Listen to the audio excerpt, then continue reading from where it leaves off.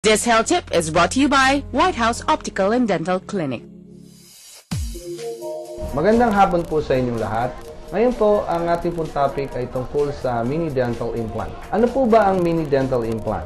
Ang mini dental implant ay isang biocompatible titanium alloy screw at ito po ay biocompatible sa kadahilan ng ito po ay compatible siya sa ating gilagid at buto. Ang isang sample po ng mini dental implant ay ito. Ang mini dental implant ay may width na 1.8 mm at ito po ay may sizes na haba na 10, 13, 15 at 18 mm. Saan po ginagamit ang mini dental implant? Ito po ay ideal sa lahat ng restoration, maaring partial o complete. Ang mini dental implant ay maaring gamitin sa pagsuporta ng isang crown o maaari ding gamitin upang sumuporta ng lower complete denture.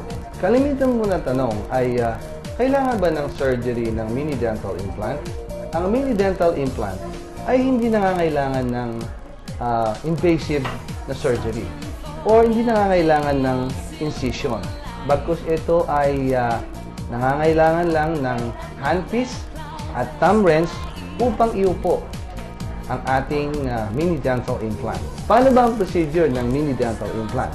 Kung ang pasyente ay medically and dentally fit at ang existing natin na alveolar bone ay ideal para tumanggap ng mini dental implant, initially, ang ating gagawin ay tutukuyin natin ang sizes ng implant na babagay na ilalagay sa pasyente base sa kanyang x-ray.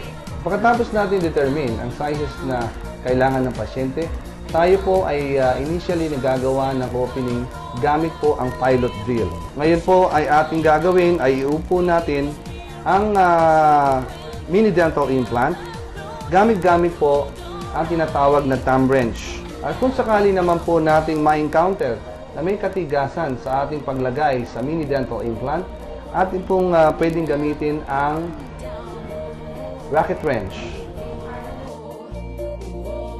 Pagkatapos pong mayo po sa buto ang mini dental implant, atin pong itong lalagyan ng tinatawag na abutment. Ang abutment po ay siya pong hawak ng ating restoration ng porcelain fused to metal or plastic crown restoration. Magkatapos po natin mai-prepare ang abutment, ang ating mini dental implant ngayon po ay ready na po siyang tumanggap ng porcelain fused to metal or plastic restoration.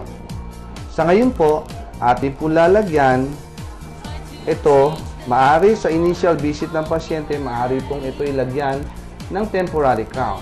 At ito po ay ating pababalikin siya makatapos po ng 3 hanggang 5 araw para po ang final restoration, porcelain fused to metal, ay ma-install sa pasyente.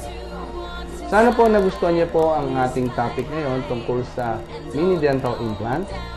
At sa susunod po naman ay ating tatalakayin naman ang patungkol naman po sa pag-stabilize ng lower complete denture using po ang mini dental implant. Ako po si Dr. Abiroy Bukad na nagsasabing sa White House at home po kayo dito.